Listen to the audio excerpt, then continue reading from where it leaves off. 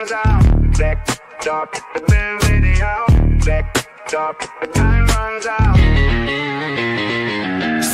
up now or fading down.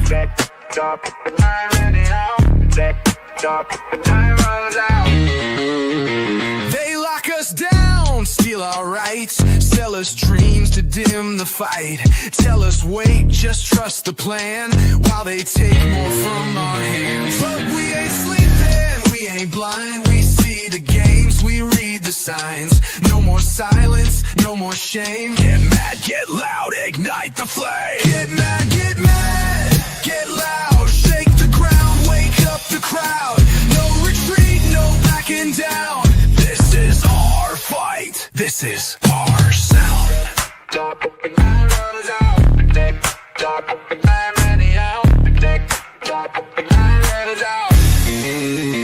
They push us back, say stay in line. Spin their words, rewrite our minds. But the louder we get, the stronger we stand. And we ain't done till we take back this land. They cage the truth, we tear the bars. They dim the light, we burn like stars. They stack the deck, but we rewrite fate. This ain't submission, this is rage awake.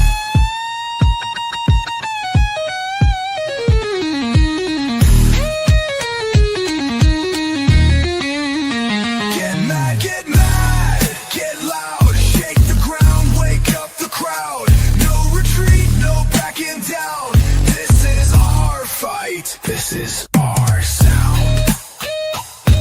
Break free, break through, tear the walls. No more sleep, we take it all. No more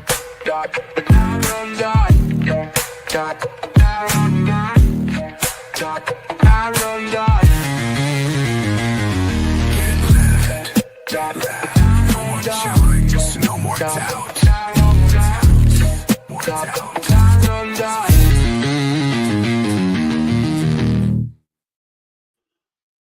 Get mad, get loud. Hey, hey, hey. Right.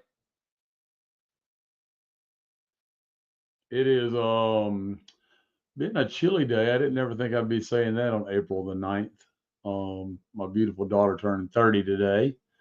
That'd be my oldest daughter. She's 30 years old today. And we've been kind of back and forth and celebrating with her a little bit while she's working and while we're working. And it's an amazing time to see the growth over the last couple of years compared to the entire 30 years, both in parenting, in love, and the care that one has for a child, not just here in our house, but all around. And since we started this journey, that's what I wanted to speak to in the beginning is that we started this journey based on the children. And I know we have never left that in none of our hearts. It's always been about the children. It will be about the children, and we will not give the children of the future generations this nastiness that exists now, that it's on its way out. And that's how I know we win. Because it's going to be the youth that help us in the coming times. It may not look like it now, but it will absolutely. Sorry about that, I glitched. It absolutely will be, the youth. I'm talking about your 20, 22, 25-year-old, 28-year-olds. That will step into a massive role in the coming days and weeks and months, and they'll be heard. Get mad, get loud, right? What say you, Mr. and Mrs. Sheepdog? How y'all doing today? Doing good. Happy birthday to your daughter.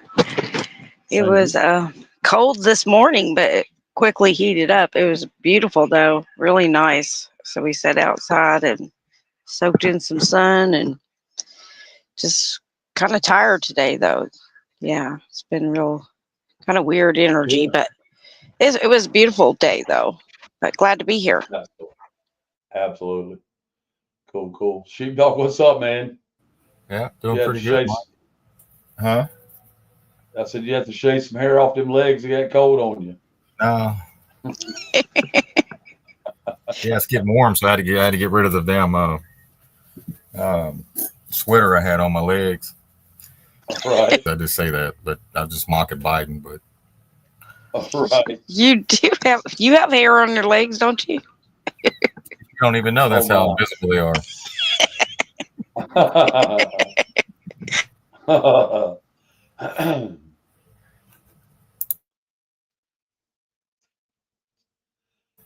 But it's a beautiful day today. It was a beautiful day. It Today was a beautiful day. Go ahead. No, go ahead. No, man, you got it. I was just gonna say You were gonna say something. Yeah, I was just gonna say start tears, pause tears, start tears, pause tears, start tears, start tears, pause tears. Get mad, get loud, damn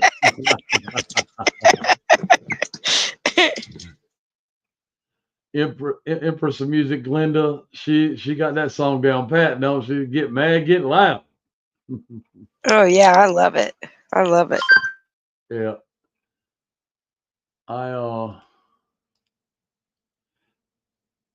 I said to somebody on today, I said, we must be in another pause. And here we are talking about pause and tariffs, right? Yeah. I said that to somebody earlier on the phone today. Yeah, I was sitting over there with my mom and I was sitting there with my mom and then, the mainstream media came on, the nightly news or whatever. And their opening statement was Trump pauses tariffs. He said he wouldn't pause and stock market climbs. I'm like, what? I was like, man, this shit is here. This shit here, man. Yeah. Yeah, exactly. Exactly. And then you got, Kevin O'Leary from the Shark Tank talking about double them on China, right? Yep. I think they even got tariffs on an island with penguins on it. Oh yeah, it was McDonald Island. That has nothing but yeah, it has nothing but penguins on it. And they were asked them why. They said just in case it gets inhabited. Yeah, want to make sure that we don't miss them. Wow. I think it was on that big list that Trump held up, maybe. Yeah, his chart. Yeah, it was McDonald Island. Yeah, it's an island with penguins. Oh, don't you love it when he brings the charts? Oh yeah. Yeah. Loves those charts, huh?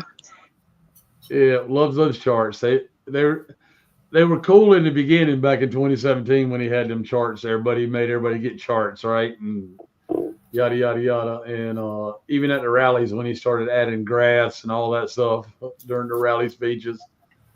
But, oh yeah, that was funny. Yeah. But now it reminds me of something that you dime store presentation, right?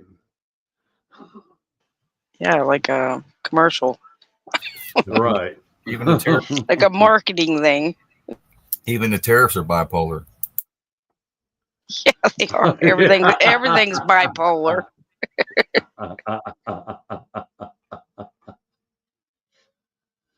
Right. Well, we've been going back through some of the history, and today I stumbled upon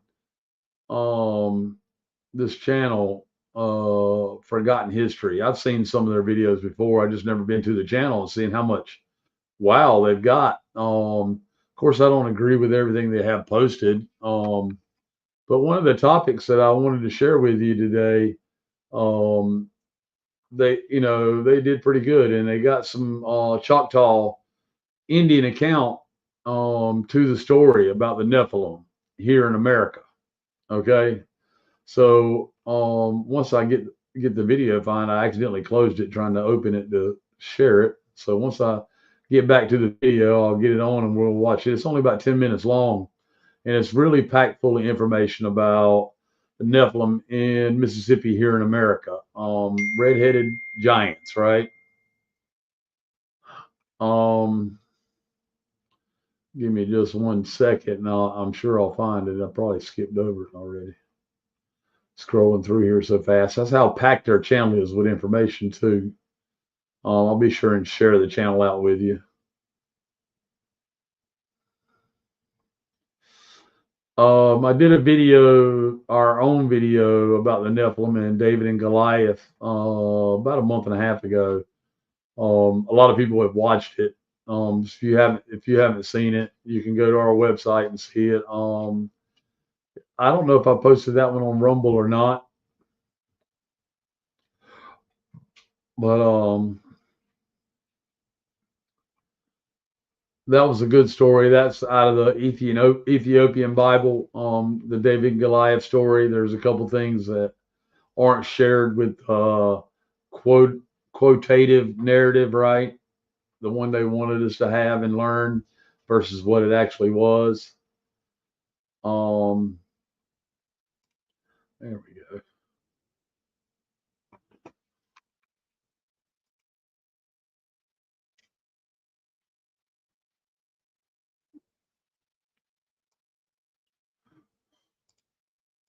All right.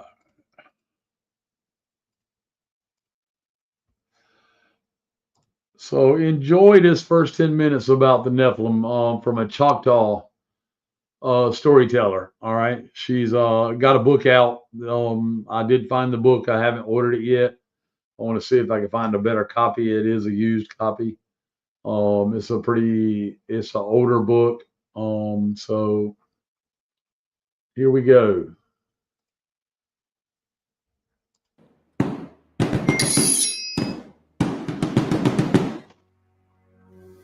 Today, we journey through the realms of myth and legend, where towering figures cast shadows that stretch across the tapestry of human imagination into the realm of giants, those colossal beings whose presence loom large in the folklore of the cultures around the world.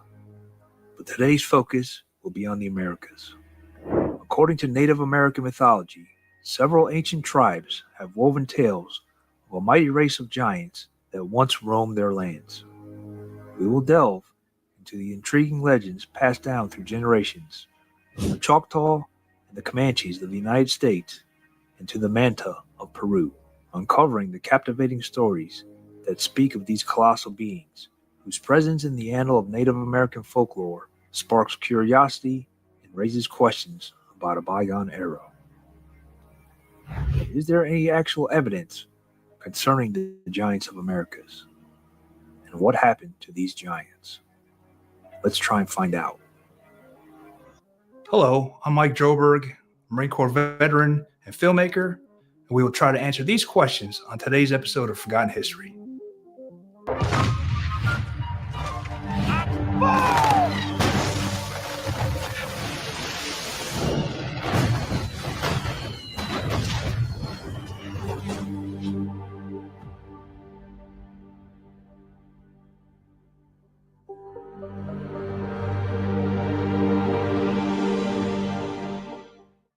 According to Horatio Bardwell Cushman's 1899 book, History of the Choctaw, Chickasaw, and Natchez Indians, the tradition of the Choctaws spoke of a race of giants that once roamed the now state of Tennessee, and with whom their ancestors fought when they arrived in Mississippi after their migration from the west. Their tradition states that the Nahulu were a race of giants that were of immense stature. Cushman said the Nahulu came to be used to describe all white people, but it originally referred specifically to a giant white race which were said to be cannibals, and that the Choctaw killed them whenever the opportunity arose. The Choctaw people have several stories about mammoths in the Nahulu that surprisingly turned out to be true. In the southern and western parts of the continent, there have been discoveries of mammoth skeletons and large human-like bones, proving the existence of these creatures and the Nahulu. These findings were unknown to the white settlers until the excavation of their bones provided evidence. The Choctaw traditions were dismissed as mere Indian stories, but the discovery of a huge skeleton in Hunt County, Texas in March of 1877 changed that perspective. Chief Rolling Thunder of the Comanches, a a tribe from the Great Plains, gave the following account of an ancient race of white giants in 1857. He stated, innumerable moons ago, a race of white men, 10 feet tall, and far more rich and powerful than any white people living now, inhabited a large range of country, extending from the rising to the setting sun. Their fortifications crowned the summits of mountains, protecting their populous cities situated in the valleys. They excelled every nation which flourished, either before or since, in all manners of cunning handicraft. They were brave and warlike, ruling over the land they had wrested from its ancient possessors with a high and haughty hand. Compared with them, the pale faces of present day were pygmies in both art and arms. The chief explained that when this race forgot justice and mercy and became too proud, the Great Spirit wiped them out, and all that was left of their society were the burial mounds, still visible today. This account was documented by Dr. Donald Panther Yates, a researcher and author of books on Native American history. Yates also writes of the Starnake people of Navajo legend, describing them as a regal race of white giants endowed with mining technology who dominated the West, enslaving lesser tribes, and had strongholds all over the Americas. They were either extinguished or went back to the heavens.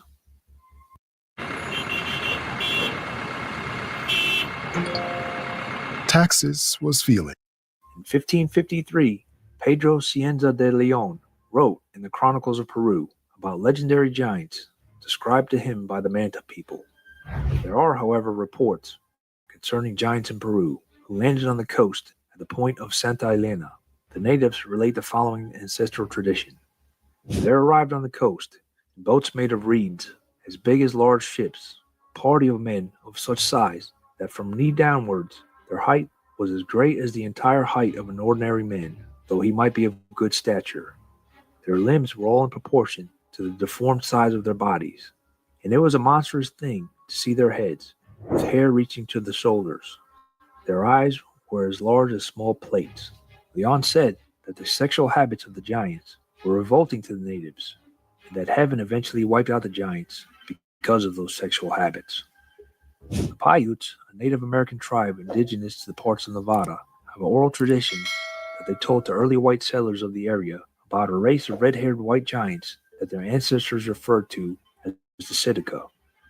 The story was written down in 1882 by Sarah Winnemucca Hopkins, daughter of the Paiute Indian chief, in her book, Life Among the Paiutes, Their Wrongs and Claims. These giants were described as being vicious, unfriendly, and cannibalistic. The Paiutes spoke of a great battle that took place, which led to their extermination at a site known today as Lovelock Cave. During the early part of the 20th century, archaeologists found thousands of artifacts inside this cave, leading to a lengthy excavation of the site and speculation that the Paiute legend was real. As the Paiute tale goes, after years of warfare, all the tribes in the area joined together to rid themselves of the Sitka. One day, the tribes chased down the last remaining red-haired giants, and they took refuge in the cave. The Paiutes demanded their enemy to come out of the cave and fight, but the giants refused. The coalition of tribes proceeded to shoot arrows at them while starting a large fire at the mouth of the cave. The smoke drove out a few who died in the hail of arrows, while the rest were either burned alive or asphyxiated. Over time, the entrance to the cave would collapse, leaving it accessible only to bats and cut off from human contact. Lovelock Cave is located 20 miles south of modern-day Lovelock, Nevada. In 1886, a mining engineer from Lovelock named John T. Reed was told of the legend by local Indians, who took him to the site to prove it existed. Reed was unsuccessful in getting an archaeological dig started immediately, but two miners, James Hart and David Pugh, realized the value of the guano as an ingredient of gunpowder and created a company to start digging it out in 1911. They stripped a layer of guano from the cave, approximately 3 to 6 feet deep, using a pick and shovel with little regard to the artifacts, and shipped some 250 tons of it to the Hawaiian Fertilizer Company in San Francisco. Alfred Kroeber, who started the anthropology department at the University of California, got a message from Hart and Pugh about discovering ancient artifacts. This got the first dig in Lovelock going in 1912, led by L.L. Loud, from the same university.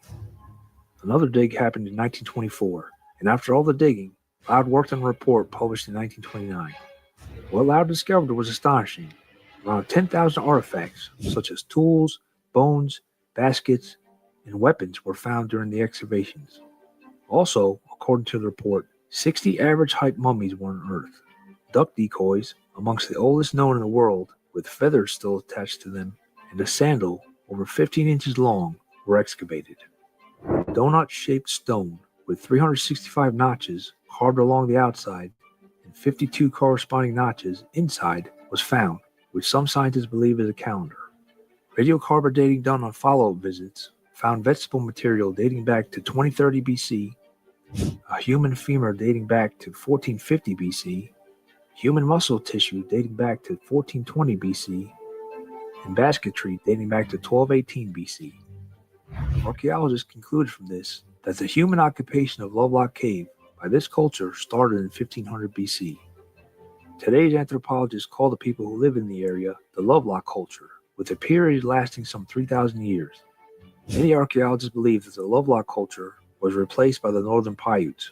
During the initial excavations, there were reports of mummified remains being found of two red-haired giants. One was a female, 6.5 feet tall, and the other a male that was over 8 feet tall. However, the bones have since mysteriously disappeared. In conclusion, we find evidence of towering figures of Native American legends in the remarkable findings of the archaeological digs.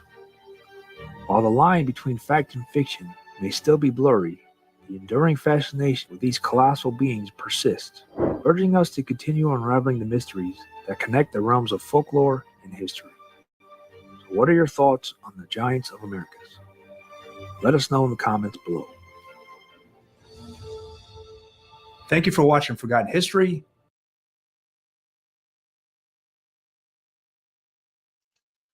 So there's another little ad for the Nephilim, the giants, right? Similar story, and I said Mississippi. It was actually Nevada, right? Modern day Nevada is what it would be in.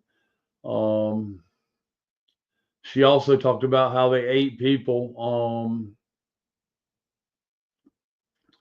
In another video. That video has over 1 million views. You might want to check that out. But there's a lot of good videos. Just be careful how you accept it, okay? And follow up on things that leave a question with you. That's the way we do it. Not everybody has all the answers, including ourselves, right? So I wanted to start out tonight's show with that.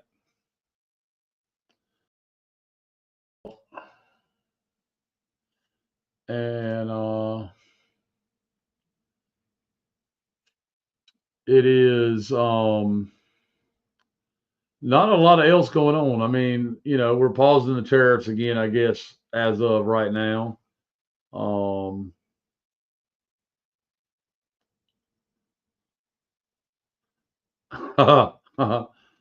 Somebody shared a good joke with me. Here we go.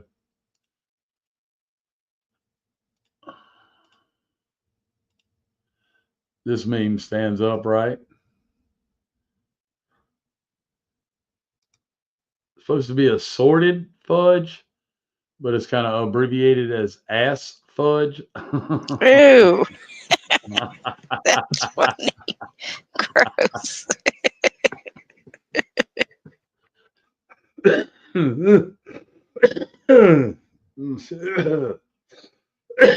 Sorry.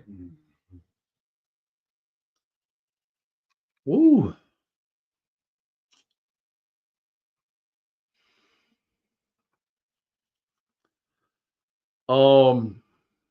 But not a lot else is happening. I mean, there's the usual narrative,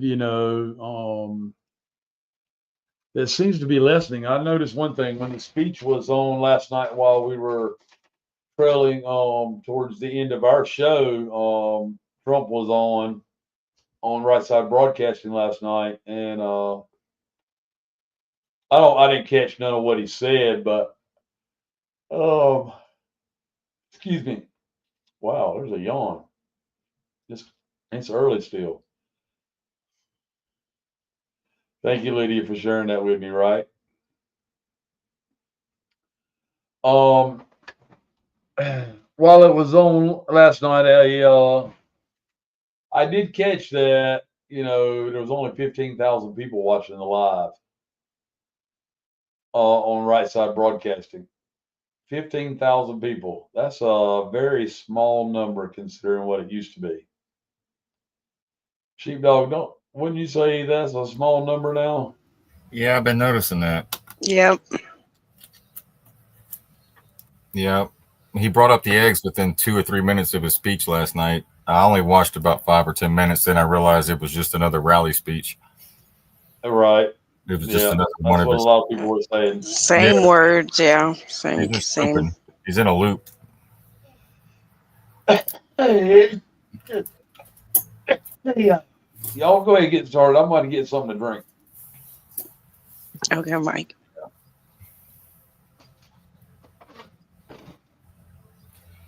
Yeah, just another rally speech. He talked about the eggs, and which is funny. Like eggs affect him. Right. Right. It's just crazy, man.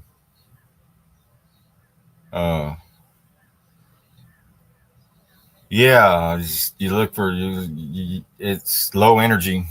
I think it was low energy. I don't know if it was today, last night with the bow tie, or if it was today. Yeah, it was last night, and his tie was really high, right? Wasn't it weird looking? He didn't look right either. He signed some executive order. I think he signs about 10 executive orders a day. Yeah. Like that. But he signed 4 more executive orders about the coal and being able to mine coal on federal lands so that we can create more quote unquote jobs and or in the coal industry, but mainly to share that stuff with our allies. Well, our ally is one of our allies is Israel. So I'm thinking, well, shit, you got all these people out here mining this coal, and they don't realize. I wonder if they know that this isn't even just for us. This is for other countries. But yeah. But anyway, executive order in chief. He's already blew Obama out of the water when it comes to the quantity of executive orders he signed. I don't think Congress has even done anything since he's been in office. Or maybe they haven't. Well, unconstitutional. Yeah. Yeah. Which can all be undone by the next person, that's what people don't understand is like this shit ain't even law. They're not even passing this. This is just executive orders that could be easily overturned and reversed, just like what Trump did when he got in there, and he did all of Biden's that way. Well, what concerns me is there's a lot of people in the military don't even realize that the executive orders aren't even constitutional. Exactly, they're not. So it's like putting on a show for the people that don't know, the uneducated, the ones that they don't have a clue, about how everything works. And I don't either, but I've learned a little bit about executive orders since we signed about 1,000 of them here lately. Right. But yeah, it's just the back and forth. It's kind of concerning because all I hear is tariffs, tariffs, tariffs, tariffs, and when the media focuses on one subject, there's something else tough going on.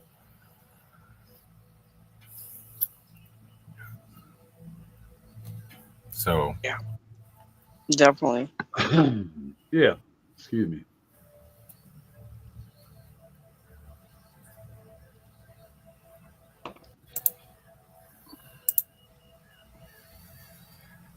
So Goldman Sachs said that we were going to be in a recession because of the tariff pauses, and then all of a sudden Trump unpauses it. You got to remember Goldman Sachs is a top donor to all these politicians. So whatever Goldman Sachs.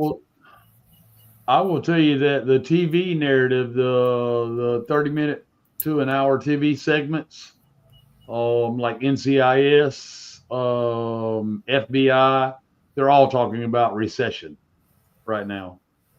how the crime that they're combating is, this is all TV stuff, and I didn't watch any of them. I just read about it, right? But that's what everybody's talking about, the recession. Go ahead, Chico. Yeah, another thing is Cash Patel. Remember, for 2 years I got this from somebody else earlier. I heard it. I was like, shit, you're right. But Cash Patel has been talking for 2 years about government gangsters. Right.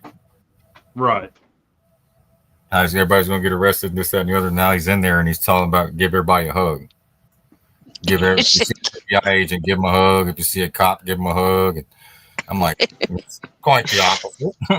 They must have something, buddy. Did they show you what they have on you? That file?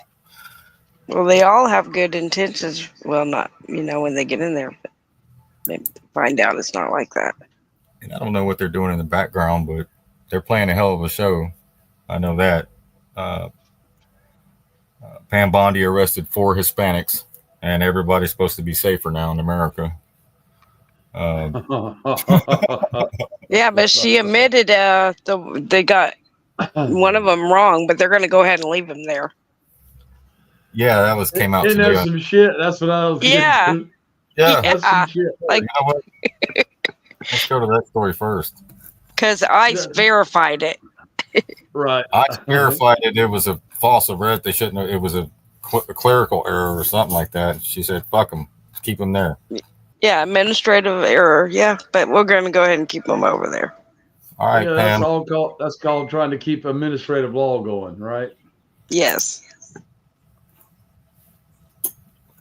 We'll start with that one. I wasn't even going to show it because she looks like a kind of female you date, right?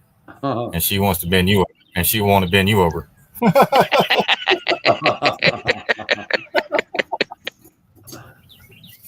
Bend over, please report to the front. Bend over, please report to the front. We have a warrant for your arrest.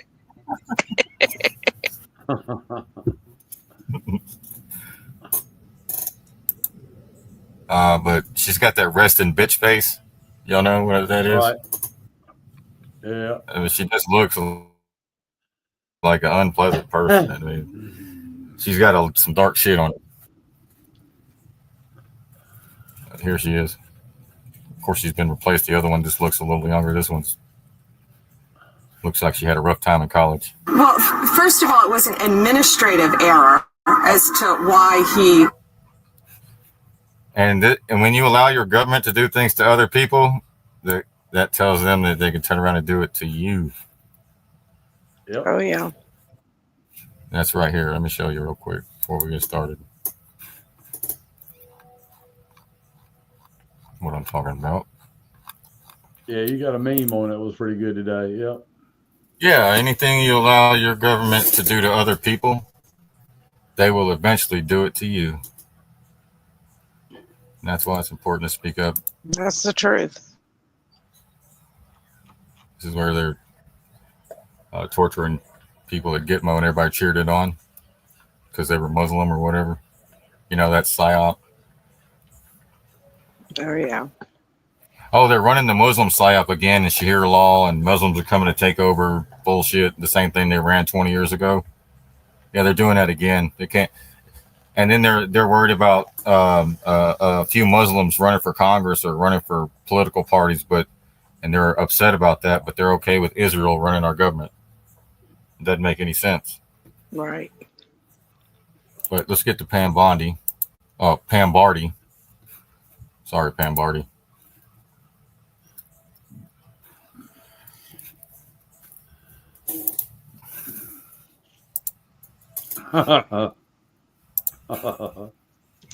So it's just sight. It's just sight.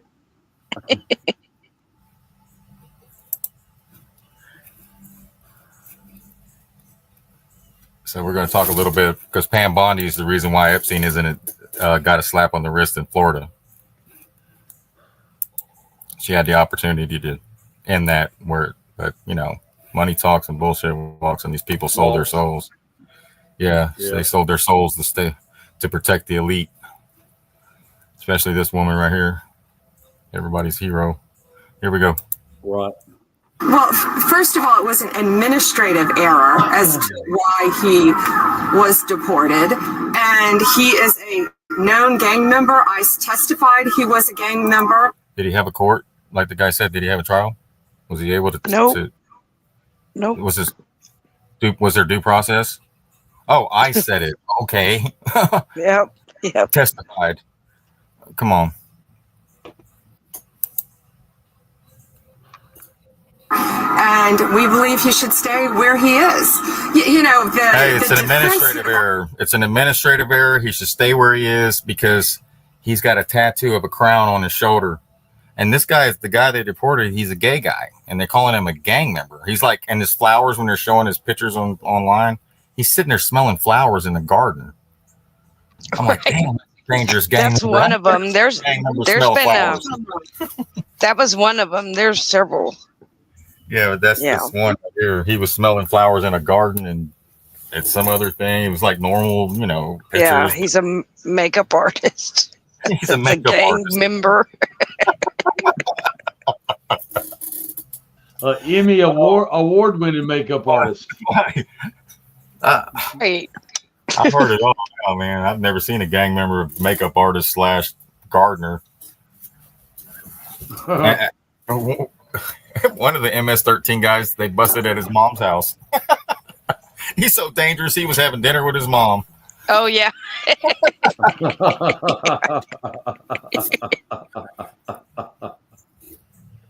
People cheer that shit.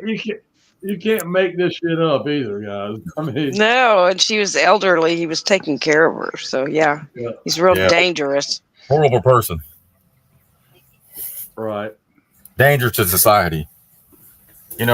Bad people don't do shit like that. They don't give a shit about their mom, their dad, anybody, nothing. But not saying that the person's innocent or guilty or anything like that, but to put on a show to make us believe that you're fighting crime and you're really taking people off the streets and making streets safer, it's bullshit. Because you got all these, you had the opportunity to take Epstein off the street and you didn't. So, cut the bullshit. Here we go. And go ahead. No, I was going to say something about somebody in the chat talking about Sharia law in Minnesota. I'm like, y'all are paying too much attention to the narratives. Mm-hmm. We done squashed Sharia. We squashed Sharia law a long time ago. Yeah. Right. It's all bullshit, dude. I mean, the Noahide laws every president has signed for the past, 30, 40 years? 40 years. I mean, yeah. That's okay. Damn it. But these the Muslims better not be doing no Sharia law. And they better not be setting up no communities. Guys. Right. Quit.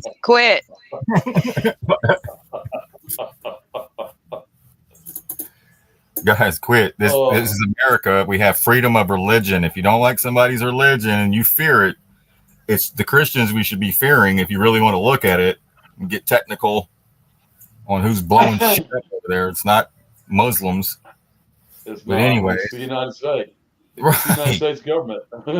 Right. That's your biggest terrorist, the person you voted for. Yeah. But those are just puppets anyway. So I don't blame the voters because your vote didn't really count anyway. It's just right. Now local is where it's at, but this federal shit y'all keep participating in, you don't have no control over that. They just give you the illusion that you do so that you focus more on the Tom Brady or the president, the quarterback, instead of the whole team locally where you can make real change. And I think that's where most of us mess up. We focus on the federal instead of local. But let me go ahead and play this. My wife's giving me the. Yeah, I mean, we'll pick this conversation back up after you play this. All right. Because that's a good conversation right there. Go ahead. Well, first of all, it was an administrative error as to why he was deported. And he is a known gang member. ICE testified he was a gang member, and we believe he should stay where he is. You know, the defense had argued that he was, a journeyman, that he was training to be an electrician. Well, the last gang member we arrested, who was a violent murderer, was also hanging wallpaper in a place called the Villages in Florida, one of the biggest retirement places in our country. So these people are living among us. Oh, no. One of the big cases we had, I think you're very aware of, half an hour from where we're standing, was another violent gang member living right among us in a very, very nice residential neighborhood. Wreaths on the door next door to him, children's bicycles. So that's what these gangs do. They infiltrate our country and they live among us. So to say that he was training to be an electrician does not legitimize him from being a violent gang member. And we will continue to fight for the safety of Americans and get these people out of our country to make America safe. Every victim of crime deserves to be safe. And these families who have lost loved ones to these, they are foreign adversaries, they are terrorists, and they are living among us no longer. And especially after that ruling yesterday, they better start self-deporting because we're coming after them. Hey, she's not worried about Epstein. She's not worried about any child traffickers. She's not worried about she's not worried about Maxwell. She's not worried about. Wow, one was hanging wallpaper in a nursing home. Yeah. God.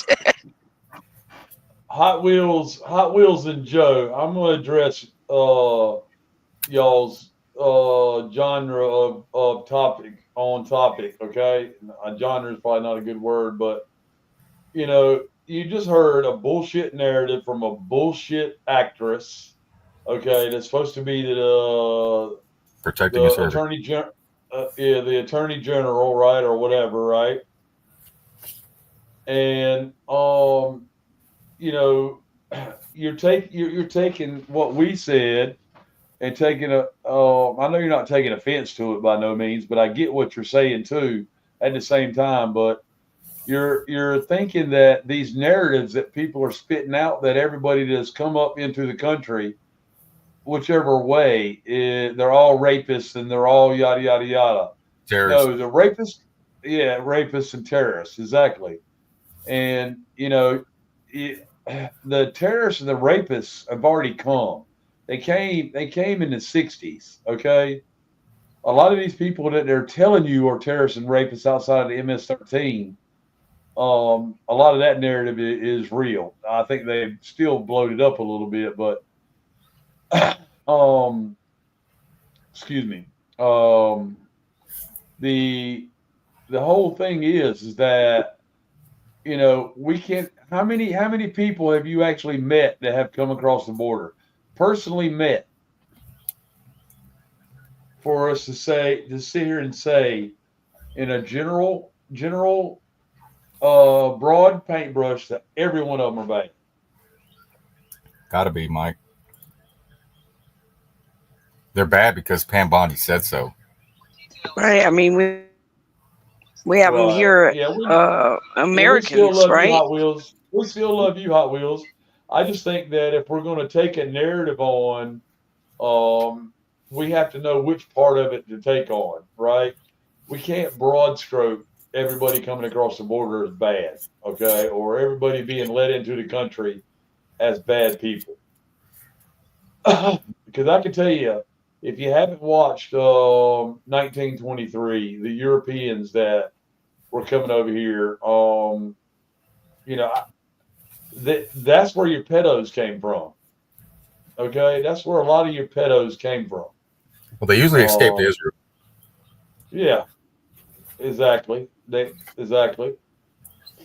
You know, where do you find out that a lot of the Kennedy family came from exiled pedos from Libya? You know, where do you find that out? Where do you find out that some of these people you thought were here to help are the actual ones we should be after versus your everyday person that they bust across the border or flew across the border and led into the country based off of a narrative. Right. It's usually the ones in power, right? Because they have the money and the everything to keep doing it and under the radar, right? And the NGOs, which is, I don't know why they call it non-governmental, because they're governmental agencies, are the ones with the buses and the vans at the border trafficking those people into to work at these farms and sex slaves and shit like that. Some of them go missing and end up having their organs harvested. That's the real story, but they're not telling you that. And these people are willing to die that come into this country. Are you willing to die for your country? Not many people will. Right. Yeah. The big thing is we don't want to follow the masses off the side of the cliff, folks, because nothing against the Christian nationals, okay. I like to think of myself as a Christian too, but we've learned that really is there's a dystopia in what we think Christianity is now versus what it should have been taught, right, or passed down from generation to generation, right? So we just need to be very, very careful and very, there's nothing wrong with poking fun, right? We're going to poke fun, they poke fun, everybody's got to have a good laugh. But when we have these elite people like Trump, for example, who is supposed to be in the seat of power, okay, we all know that he's a liquidator. All right, but he's supposed to be in a seat of power that could stop from putting 4,500 people back on the street in Western North Carolina because FEMA finally ran out of money, right? And they're being shut. They're coming to an end in what they're able to do. All right. These people still don't have any home. It was all destroyed in the hurricane. There's no relief for them whatsoever, outside of the coupons that they were getting from the federal government and the FEMA organization, okay, quote unquote, allegedly, right, to stay in these hotels. We were lucky to get them all in there before the winter came. We still had people in tents. We wanted to get somewhere in a more permanent situation because of the cold. It's because of the cold in the winter. A lot of those people ended up toughing it out and did a real good job. But now those camps, those tent camps and RV cities, as we call them, those folks are those things are filling up again and stressing those resources even.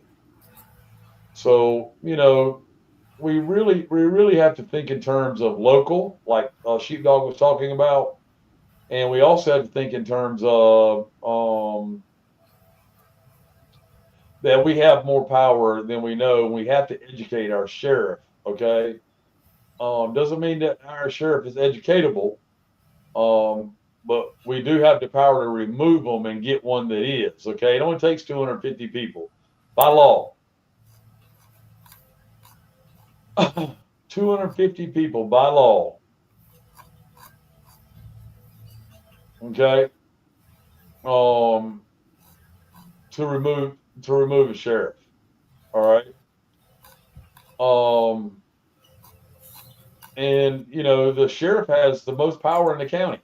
Okay, and probably close to the most of the power in the state as well when it comes to the county. With the governor being the only other in between it, right?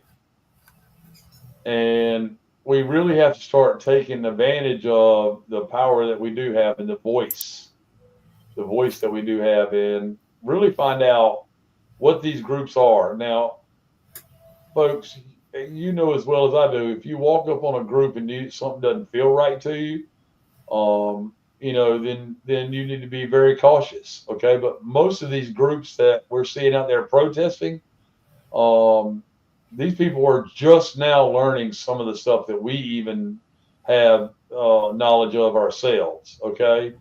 And they're still brave enough to get out there and protest. I'm not saying we all need to get out and protest.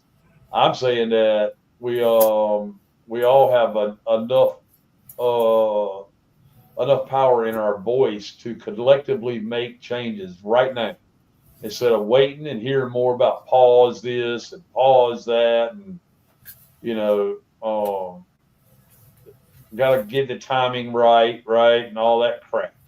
Red light, green light, right. red light, red light, green light. Yeah, all right. Exactly.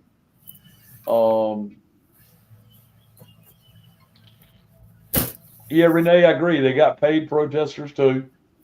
Most of them don't even know why they're out there. They're just out there to get that money. They got handed the sign they're holding up moments before they got shoved into the crowd.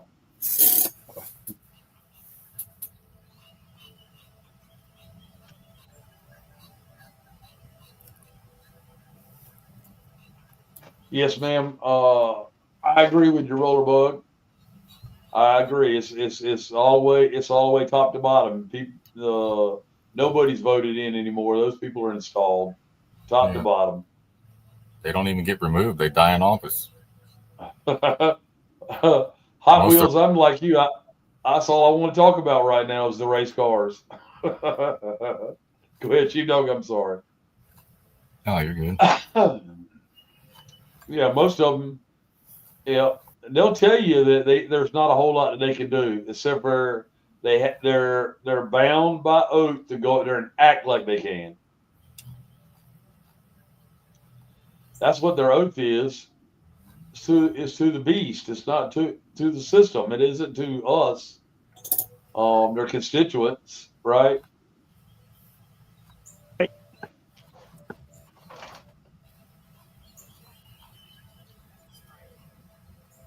Go ahead, Sheepdog, with your presentation, sir. I'm sorry.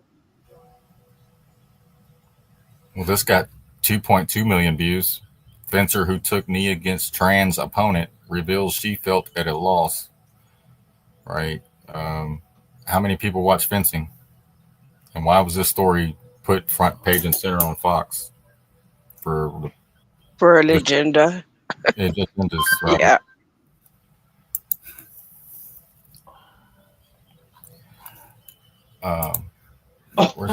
You got the inspired one? Okay, let me see. I'll play that first real quick. You sent it to me, Miss Sheepdog? Yeah. Okay, here. It's a little short clip there right here. Yeah, okay. Yeah, this is talking about digital children uploading consciousness, AI lovers. Welcome to the new religion. You're going to have AI. You're going to have an AI Jesus come out. So keep in mind, Agenda 2030 is still in full effect, full speed ahead. It's going to be a split because some people are cheering this on. You guys keep in mind what we find to be crazy and some people find to be a utopia. Like they're cheering it on. So you're going to have a split. Right. It's and going to there's get a weird. huge difference. There's a huge difference from dystopia and utopia, right? Yeah. Yes. It's an 8-minute clip right here from John Nolan discussing that, what we just said.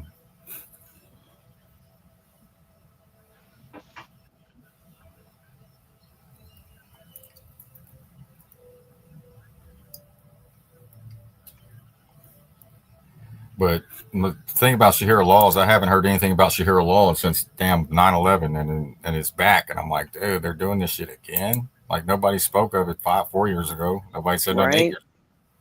Right. Yeah. It's just narrative. I saw the narrative. I saw the narrative myself today and yesterday, but it's just narrative. All right, there we go.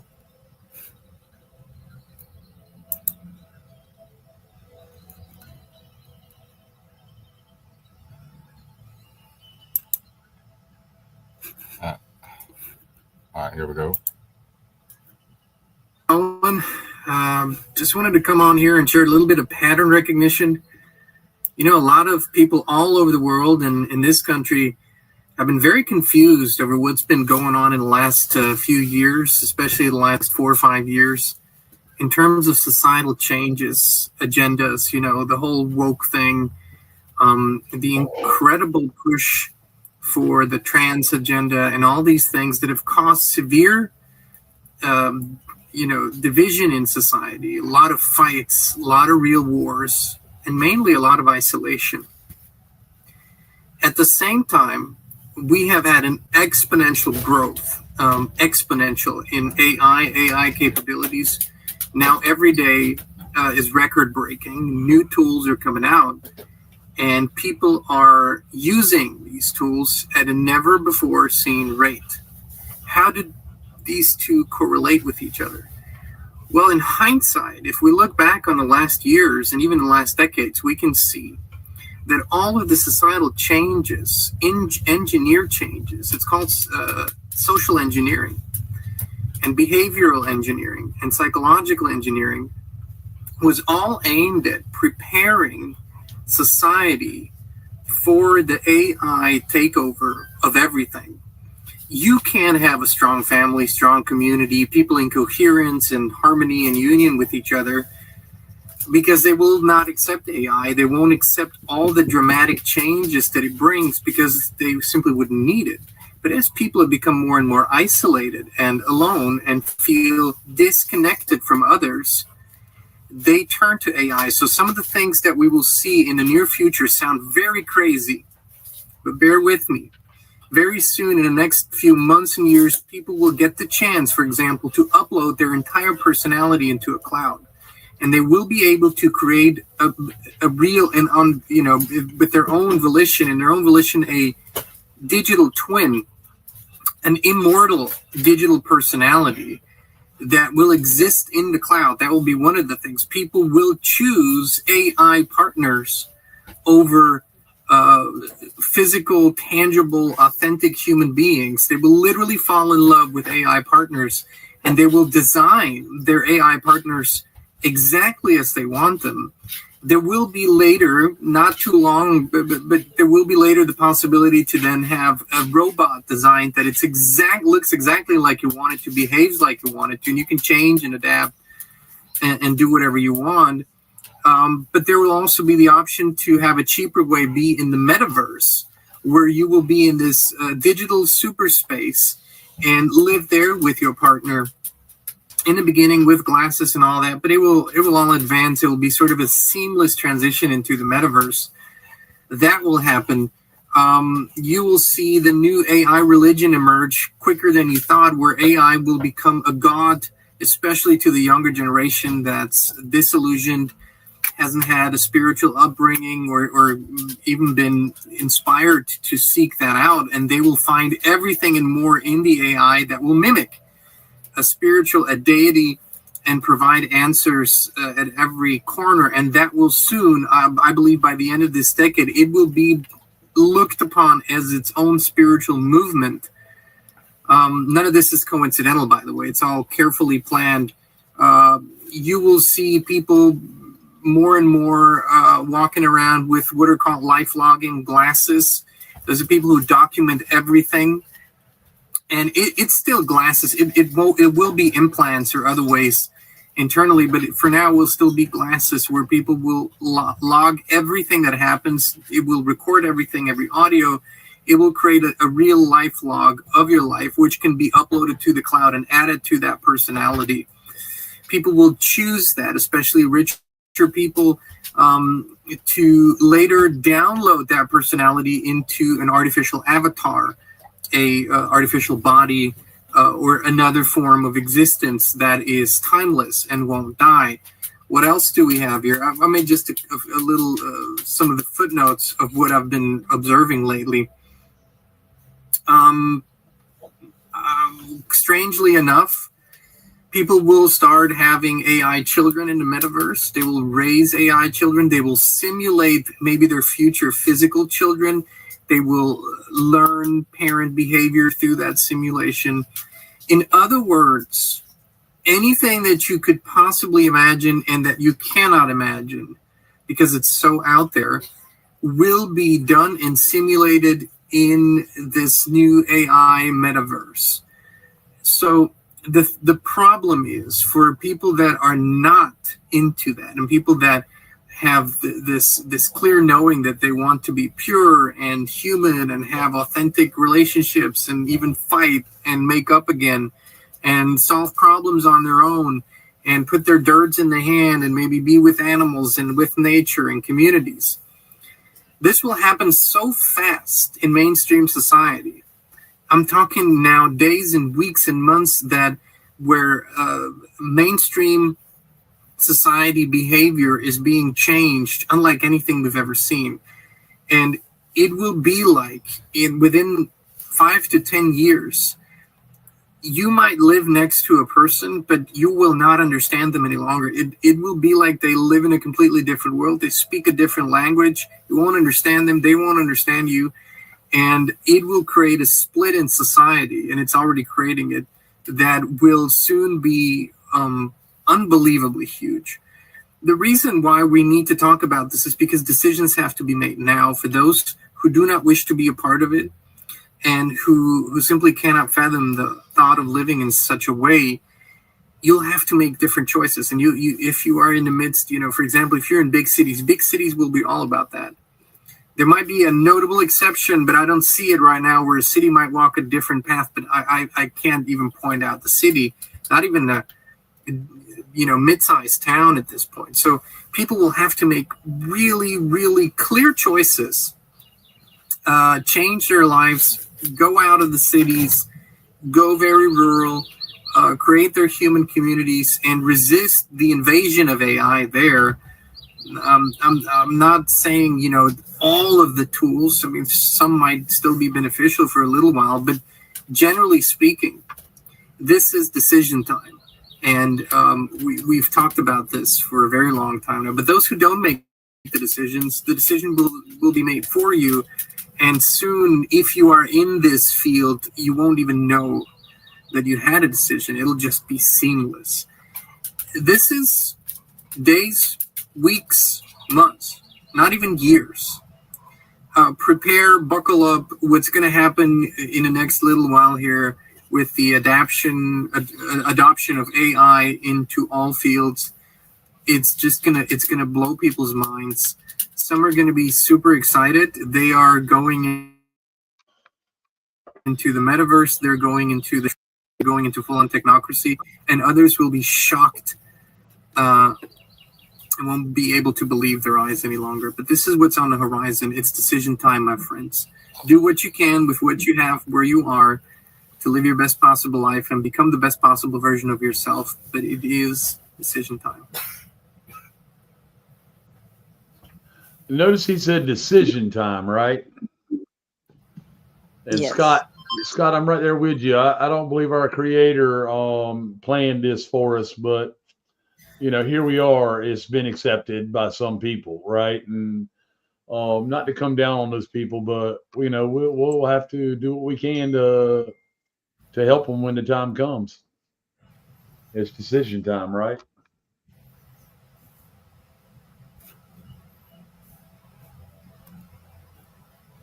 Yep, that's why Google, all them are having their own power grids so they can run all this stuff.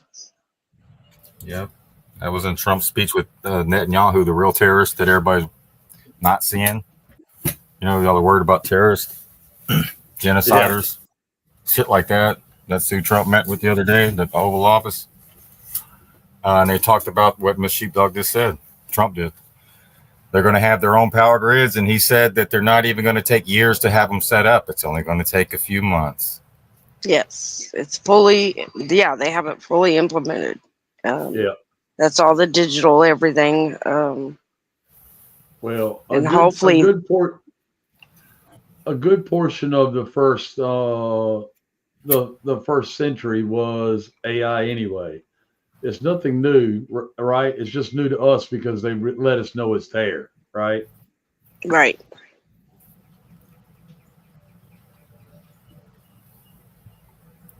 But like you said, it'll be mostly the rich that I guess that can buy all the new stuff to be uploaded, I guess. Right. And then put into other avatars Yeah, just like that. Just like that show we watched. Right. Upload. I think the eclipse might have something to say about all that. We'll see. Yeah, that would be nice. Yeah. We'll see. Remember them people walking around with no belly buttons? I think a lot of them folks are going to disappear. Not the eclipse, but the solar flash or whatever you want to call it. Because we can't have kids. Like he was talking about kids going into it, that we can't have that. That would be, because they're already all into kids with AI uploads, right? And robots, right? Yes. Yeah, we were watching a thing that came across our feed at how to get away from those robot dogs, which was weird. Right. Yeah.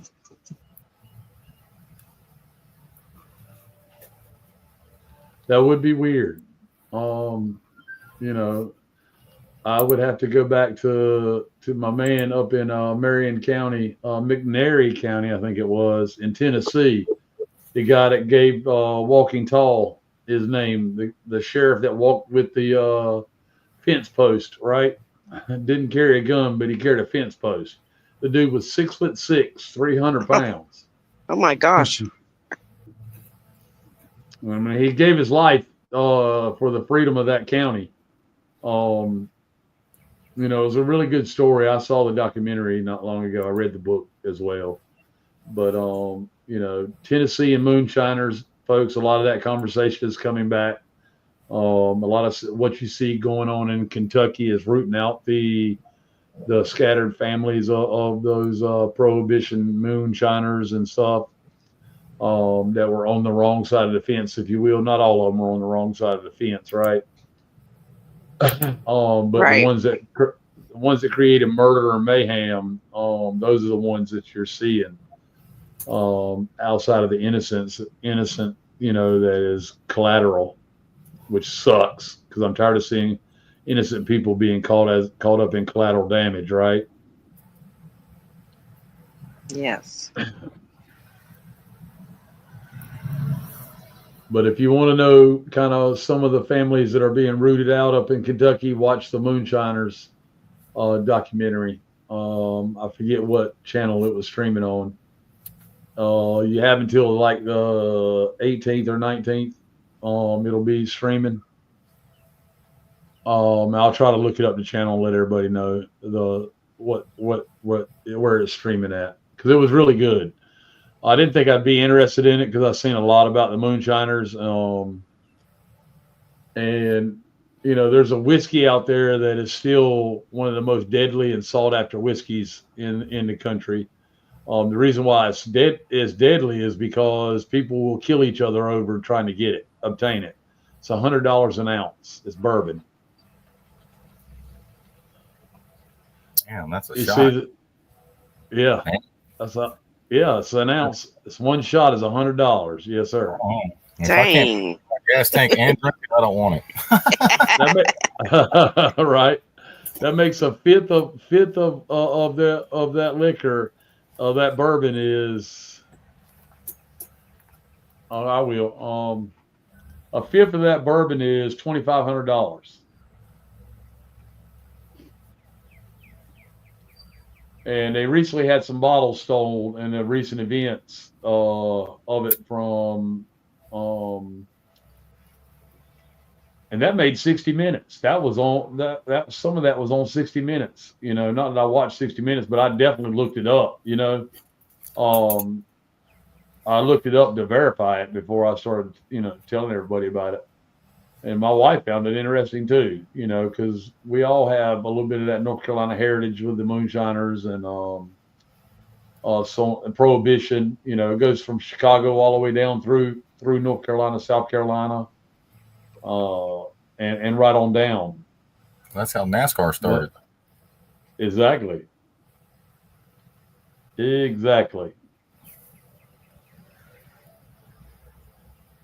But the moonshine goes all the way back, and as far as medicinal purposes and stuff like that, to draw out the properties in the herbs and stuff like that, you got to have at least 100 proof. Yeah, exactly.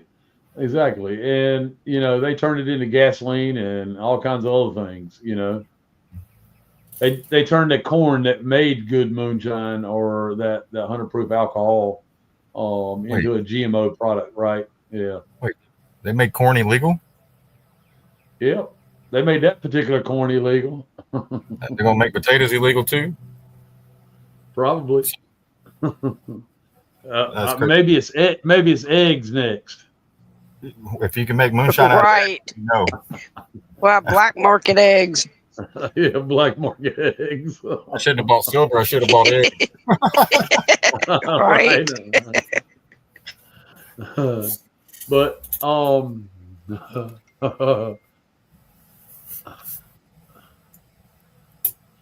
Scott, shame on you, Scott. Scott said $100 an ounce. Does that come with sexual favors? No.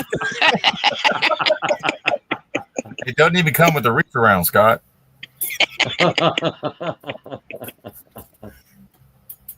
Oh, go ahead, Chief Dog. Maybe it does. We're going to go a little bit more on a little bit of Epstein, and he's also going to talk about the IRS and how they keep playing us with this IRS shit that's been in play for, he says on this clip here, I believe, since 2005. They've been playing the same game, but they never vote on the bill that they keep saying that they're going to do, and they've been doing this for decades, and the people just don't. They just introduce it. Our attention spans are so low that we can't keep up with the back and forth and shit. Not really. But let me go ahead and start. Go ahead, Miss Sheepdog. Sorry. No, I was just saying they just introduce it. Yeah, introduce it. Never it. goes. It never goes anywhere. No, sounds good. It's good for election. It makes it look like they're fighting for you, right? Great. Hey, Larkin Rose here. This is going to be 2 videos in one, 2 different topics. And actually, it's one topic that isn't really about either one of those topics, but you'll figure that out in a second. First of all, yay! The Jeffrey Epstein files are finally released. We now have all the names. We have all the details of all the nasty people doing the most heinously horrible things. Finally, it's been exposed. Finally, we're going to get some justice. Just kidding. We've got nothing. Now, this video isn't even about the Epstein thing. It's about what some call hopium, which is when people's brains get addicted to and warped by unrealistic hope. Now, I'm all in favor of people being optimistic and having hope. I'm not in favor of people being delusional and losing their ability to think.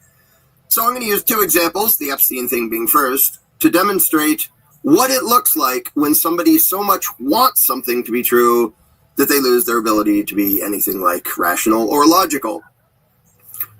A couple things that you have to believe if you all the way had your hopes up about Trump's promises to release the Epstein list. First of all, you have to think there is an Epstein list. Like somewhere somebody wrote on a piece of paper, bad people and the horrible things they did. Number 1. No. But you could totally imagine, there's lots of evidence and documentation of heinous things going on. Okay, pause that for a second. Yeah, by the way, of course, Epstein did heinous things. Whether he's dead or still alive somewhere, I don't know. He did absolutely heinous things with a bunch of rich and powerful people. Not at all disputing that. But if you're going to believe the Trump hype and the Trump pitch, here is what you have to believe. Since before now, and before Biden, and before Trump's term, and many years before that, the feds already had in their possession documents and documents and documents, just boxes and boxes of evidential proof of powerful people doing really nasty, horrible things and did nothing about it. That I can believe. That I can believe. I'm sure there are lots of files that the thugs of the parasites have been told to sit on and don't release. What is ridiculous to believe is that after all this time, they're going to come out and say, here's the proof we've been sitting on the whole time, including for 4 years while Trump was in office, and did nothing. So we had proof of these heinous things, but now we're going to tell you about it. And now we're going to supposedly do something about it. Imagine what that would look like. Wouldn't everybody's first question be, hey, first of all, you in general, people in government, if you had this all the time, Why did you do nothing about it? And you, Trump, specifically, you were president before for 4 years. Why didn't you do something about this? Why didn't you even talk about it? Why does it only come out in the form of a commercial? Which, by the way, their first release, phase 1 of the Epstein release, was a commercial for Trump. They hold up these folders, pretend they're doing something. The folders contained a bunch of stuff that everybody already knew and had seen before. Nothing new, nothing revealing. A whole bunch of redacted stuff, too, that shows nothing.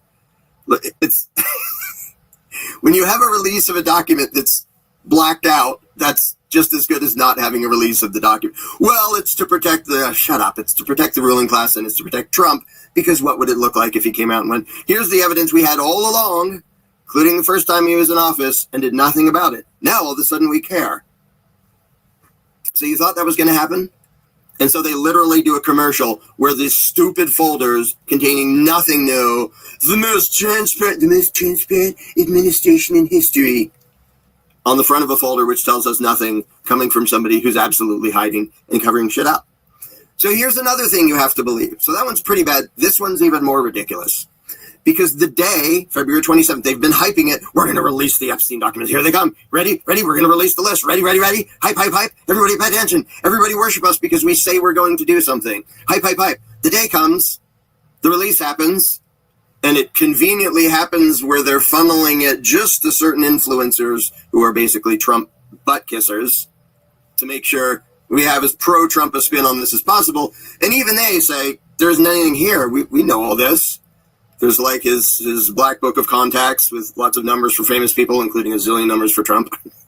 Like, we already knew that. We knew this. The flight log stuff, we already knew. There's nothing in here. So you have these folders, and they're making their big thing. So all the hype leading up to it, on the 27th, we're going to release it.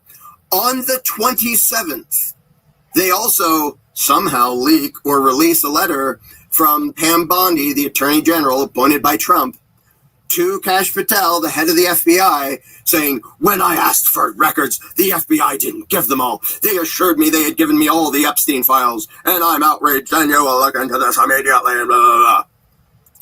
Okay, now for 2 seconds, I thought it might be funny if she actually means well, and she actually believed the crap and thought they were going to reveal something, but there's a reason that's not at all true either. And here it is. You mean to tell me, all this time, all those documents, for years and years and years, all the way through Trump's first presidency, have been sitting there, and they're like, finally, we're going to release them. We're going to let the public know. We're finally going to have justice happen. And it wasn't until the day of the release that the Attorney General thought to look at it and go, oh, I just assumed we had something to release, but we don't. So now I'm going to whine at somebody. Really? Is that what you actually think they did? They had never seen anything to release. They didn't have it in their possession. And it wasn't until the day of the release that Trump hyped, because that's what he does. He hypes things and fails to deliver. And you think it didn't occur to her until then to go, wait, do we actually have any? I haven't seen anything, but I've been part of the hype game of pretending we're going to reveal everything. Hey, it turns out there isn't anything. You think maybe you should have checked that before you hyped it? Or last year, or the year before, or 8 years ago when Trump was in office? The idea that she just then found out that for their big release, they had nothing to release because they had none of them and had never had any of them and had never seen them.